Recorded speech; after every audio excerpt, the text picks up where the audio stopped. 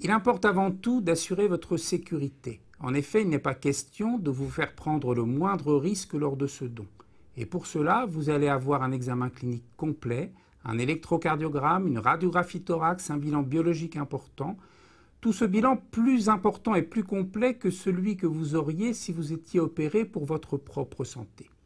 Et en définitive, c'est bien le médecin anesthésiste qui va décider, et non pas le médecin greffeur, et non pas le médecin qui s'occupe du malade avant la greffe, c'est le médecin anesthésiste qui décide s'il peut vous endormir, s'il n'a pas décelé de risque prévisible.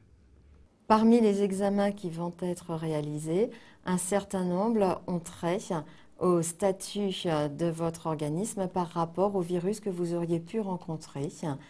Ces examens doivent légalement avoir moins de 30 jours entre le bilan qui est réalisé aujourd'hui et la date de la greffe.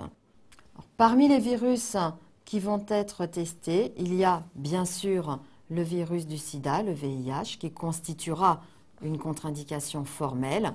C'est une vérification de principe, mais auquel nous nous devons, bien sûr, de pouvoir répondre. Les virus qui justifient une modalité d'adaptation, ce sont essentiellement les virus de l'hépatite B, le virus de l'hépatite C, l'agent de la syphilis.